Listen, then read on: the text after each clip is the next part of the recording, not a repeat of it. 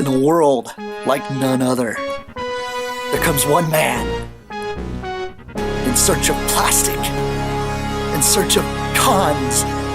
He is known as Plasticon. Join him as he brings toys from another dimension to a household near you.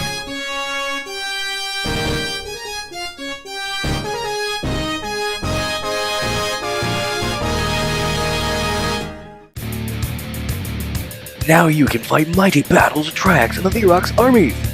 Recently, the minor battle skirmishes between these two countries erupted in full-scale war.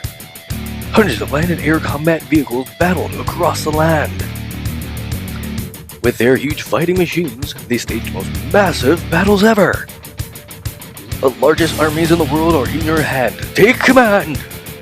Megaforce, brought to you by Kenner. Sub-assembly required. Vehicles separately.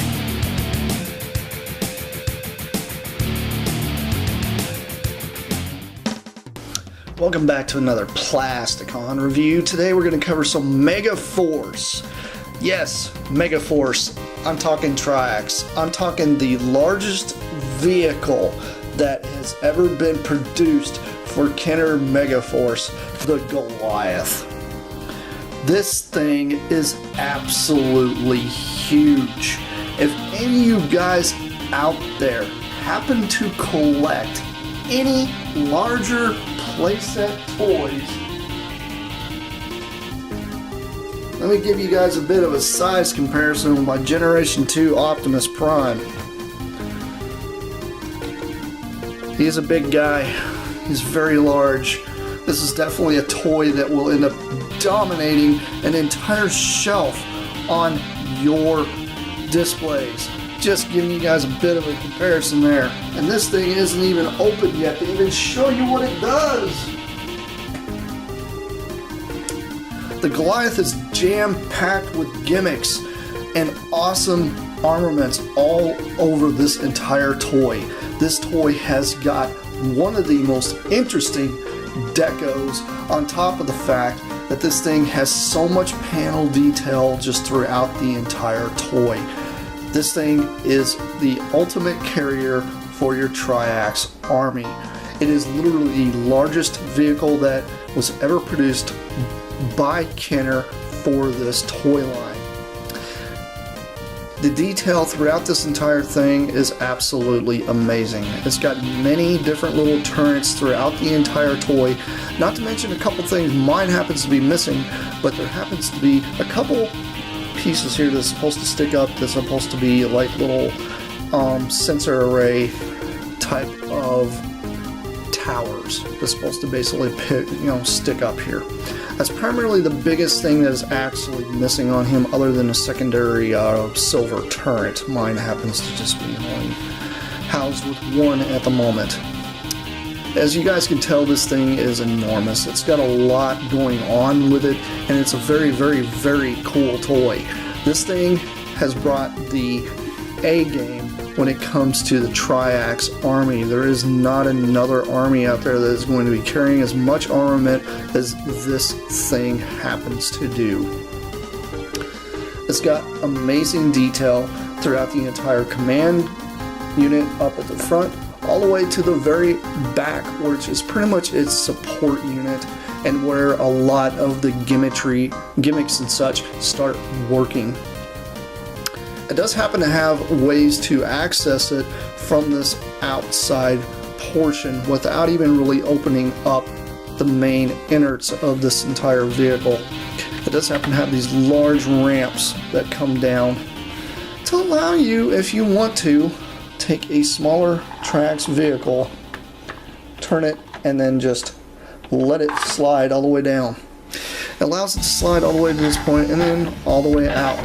So that way you can actually access the battlefield from this thing being in its transport mode.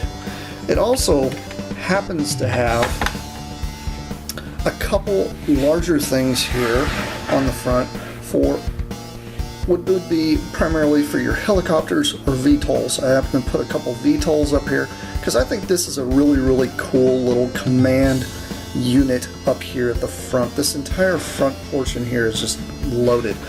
Now, unfortunately, one of my guns here has been maimed, but this is actually supposed to have like a large sonic rifle type of thing here that sticks off the end. Mine's just happens to have been neutered, but that's okay. You know, you can say it's battle damage or it's going through a different type of, I don't know, modification or whatever. You also have a large cannon here on the front that does happen to kind of move around, considering the tower here does kind of move up and down too. This is an actual functioning mechanism that we'll get into a little bit later. This thing's also got, like I said, many little turrets here on the sides that can move. The towers would primarily be sitting here, and then it would have another one of those silver turret guns right here. It's not much to look at when it comes to looking at the back of this thing, though. This is primarily where a lot of the gimmicks and such start coming to life, from the back portion. This thing actually would be layered with a lot more sticker detail. Right here would be a gigantic Triax sticker. I happen to not have. I know there's supposed to be a few other detail stickers here that are supposed to be on the back. This is something I really wish Repro Labels would probably jump onto. Repro Labels, aka Toy Hacks, as you guys know. It would be awesome to see them pretty much just release an entire sticker sheet that's for the entire line on one sticker sheet, because really it is not a large. These toys don't have too terribly amount of stickers, but honestly it'd be really cool to see them just release the stickers so we can re-sticker up our Megaforce vehicles. I know a lot of guys out there are kind of suffering on that end, but you know, this just kind of shows you exactly how big this thing is. This thing is enormous. It is one of the coolest toys that came out of that line.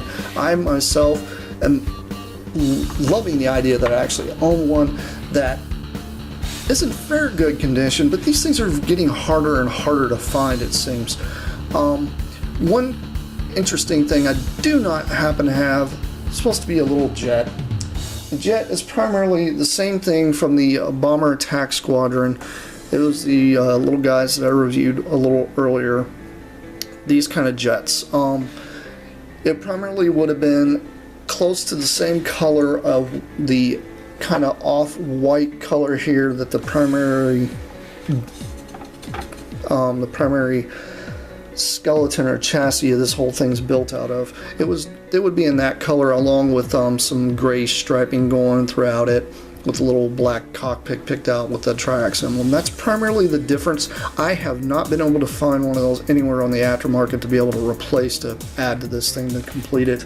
It's the only thing I'm actually really missing, other than the couple towers and the other turret that's supposed to go here. But everything else here is complete. It's all there. And this thing is just huge. Now, one cool thing that this thing actually does, and you do have to do this, you do have to remove all your tanks, and this actually has a layering all the way through the top here, just that way you can just put tanks all the way up to primarily the ramping portion, which would be about where the doors slant, and you would want to stop putting tanks about there, otherwise they'll start sliding down into the body and trying to come out the doors. But I'm going to primarily remove all these and then show you guys what this thing does.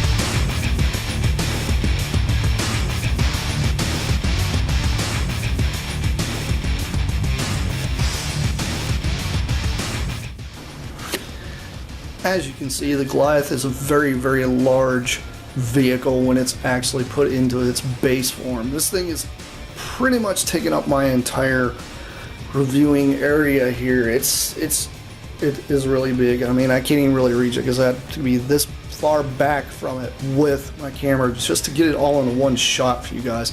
This thing is huge.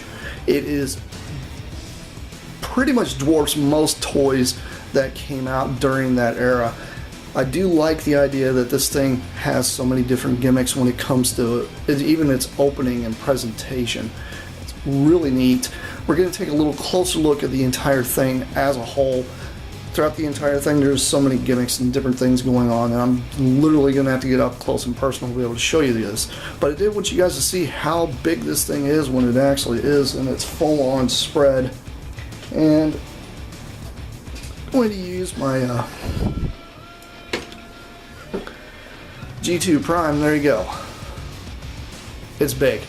It's, yeah. I don't even think he could carry it as a trailer. Anyway, there you go. Kind of gives you a bit of an idea of how big it really is. Anyhow, let's go ahead and start getting a little closer to this thing and check out all the gimmicks and the detail. First thing we're going to check out is this entire command deck. This is pretty much the heart of everything that goes on. A lot of your vehicles and such would primarily be kind of parked throughout the entire thing down these little ramps. Sometimes just parked here in the middle. There's just all different kinds of places that you can put these vehicles throughout the entire toy itself. This is literally your command center. The access ramps are still accessible to the ground as long as these are up high enough. That is one thing, having those towers would help because it kind of helps hold these up high enough so that way your vehicles can literally use those ramps. That's one thing, like I said, I do not have, unfortunately. But it is kind of neat that this entire thing can literally be used like that. And then you can take a vehicle and then roll it right off the edge, and then it can go on down here and do whatever it's going to go do, which is neat. I do like the idea that this thing actually has playability all the way to the ground, all the way up into the sky with the landing platforms, which we'll get into that and what all that tower does here in a few minutes. But I wanted you guys to see just the detail this thing has got. It is jam-packed throughout the entire thing. There is a reason why this whole front portion here does look different. I will get into this thing here in a few minutes, but this thing has got plenty of places to be able to land and park jets. It's got an enormous amount of detail. A lot of this diamond plating kind of grippy stuff throughout the entire toy is all over it. Not to mention these little bitty pieces here which go over the hinges to allow you to be able to park vehicles even out here onto the sides of this vehicle. It is really neat that they literally made it so that way this thing is a gigantic parking garage for all of your Triax army. So that way they can get ready to, get ready to arm up and deploy for whatever battle you guys want them to do. Now there's normally a lot of pinstripe detail throughout this entire part. A lot of these places here would actually have pinstripe details because of the decals. I do not have, unfortunately. Maybe in a customizer I might be able to paint that, but I don't really want to do any of that to devalue this toy. This toy is already awesome and very difficult to get hold of as it is. And I do like this thing. This thing is amazing. I just love the idea that it actually has little bombs kind of molded into the base here. As if you would just use this right here maybe to arm up your rocket launchers, or you're loading them onto jets to be able to use them. Just all different kinds of things. And what else is neat is this entire thing right here that's up at the front actually has a ramp that comes up, allow you to be able to park a vehicle onto it. And what's crazy is when I open this up, these vehicles here, the little rocket launchers, were the only ones I did not have on the inside. All this right here was encased on the inside when I did open it up. It does have room for all these vehicles to stay in storage inside this thing when it's all folded into its nice little compact vehicle. This large portion here on the front is a vehicle in itself, and it rolls completely out, allowing you to actually have access to a very large ramp here on the front, so that way you can actually park your vehicles along here if you feel like putting them here, while the larger transport, or I would primarily say this is like your scouting vehicle to just go in and clear the way for the whole convoy to follow behind it. This is a great area in order to like deploy from, which I do like this. This thing's got so much playability. That's the whole point of a playset, is to have you, just gives you options. That's the big thing here. Now what's crazy about this thing, it's actually got a couple of indentions here, and these indentions here are for when you fold down the tower. The tower actually will fit into these, so that way it makes it have a fitment where it needs to go when it's completely folded up. But let's take a little closer look at that tower and see what all it does too. Taking a closer look at the tower itself, the tower has a lot of gimmicks going on throughout it. At the very top you have this entire command module that is pretty much like a radio tower that any airport would have, so that way it can communicate with any incoming aircraft or even give out commands if they were under attack. It actually has 4 different places that you can put your aircraft, whether it be helicopters or VTOLs. It's very neat that they actually have this as an ability to put on top of this entire tower. It gives it a little bit more playability, especially at the top. But the really interesting thing that this thing has is a working elevator. Yes, this actually has an elevator much like the Thor hammer, except for this one is a little more involved. This elevator actually has ability for you to be able to store up to 10 vehicles inside its bay, which is really cool because it allows you to be able to deploy 2 at a time if you feel like, with this loading ramp. The vehicles that normally will fit very well in here are your tanks and your rocket launchers. The anti-aircraft tank gun vehicle, that one tends to stick out a little too far and bumps into the mechanism itself that slides up and down. Depending on the age and how much playability, kind of tells you how your elevator is going to work. Mine seems to be a little bit stiff at times and kind of sticks a little, but it really doesn't take away from the actual toy itself. It's just really interesting to see that this has a elevator that will allow you to go all the way down to the very bottom, even all the way down to the ground, although you have to kind of lift your vehicle over the hump that is located here at the very bottom. But it does allow you to take your vehicles and let them drive into the main bay of the entire base and then roll on out these sides to deploy out to the battlefield. I do like this cool gimmick. It's a really neat hidden feature to allow you to be able to store more vehicles inside this thing and not have to worry about them falling out anywhere. Even if you had the rocket launchers, the cages that these things are in will not allow your rockets really to fall out or go anywhere to actually lose them. It's a really neat little gimmick that they really didn't even need to include, but they did. They made this right here as the primary function of this tower. I do like that they really threw some detail inside of it as well. The detail of the tower itself is just jam-packed. It's got so much detail throughout the entire thing, just all over it, whether it's a little bit of diamond plating here or there, or if it's just the greeble that's put here on the elevator portion itself, just all the way throughout the entire toy. Now this does happen to have one of the original stickers on here. Sadly I do not have the other one, but that kind of gives you a little bit of an idea of some of the detail that the stickers actually have for this thing. Taking a look at the little deploy vehicle. This vehicle is really cool. It's got a lot of little gimmicks within it. The only thing sadly is this one here is missing is the other gun. There's supposed to be 2 of these little guns. One's supposed to be here and one goes here. But that is primarily the only thing that is even missing on this thing. Is a really neat little vehicle. It does happen to have a gimmick much like Ram Fist. This thing is actually designed to do what the other vehicle was allowed to do, which was moving, enemy vehicles out of the way. I like this gimmick. This is a great gimmick, and I think it's something that is missing from a lot of toys nowadays. Is silly little gimmicks like this that interact with the enemy. So say you got like a little army of tanks coming this direction, right? Well, if you want to get them out of the way, all you primarily do is just drive into them and then move them out of the way. Just like that. Just like scissors, you know. Primarily scissors.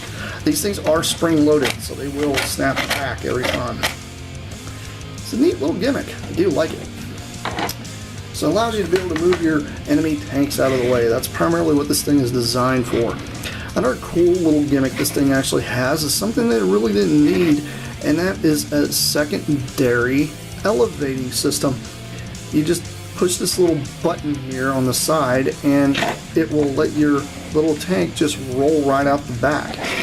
I do like this. This is really cool. It does have the ability to be able to plug 2 of your tanks here on the back, so that way you can carry 3 at a time. It's neat to have this little forward defense kind of thing, like this guy's going to pave the way for Goliath to come rolling through, or say he's doing that just to get Rampest to come through, which Rampest really doesn't need his own, but you know, you see what I'm getting at.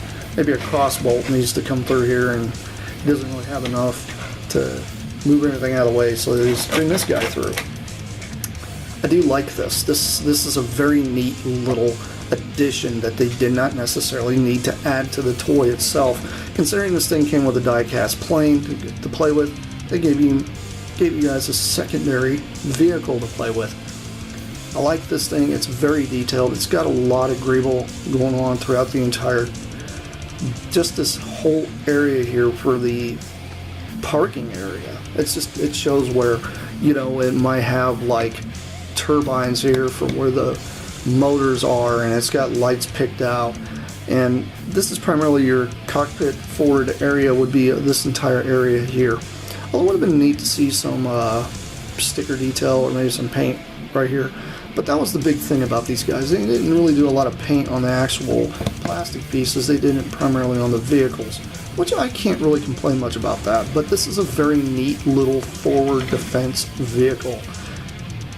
It fits the bill, and it fits inside Goliath, and it's not even obstructing anything. If anything, it gives you more places to put vehicles within the playset. Anyhow, let's go back to that big thing, shall we? Taking a look at Goliath in his folded up mode, even with this being out, it still even looks really proper.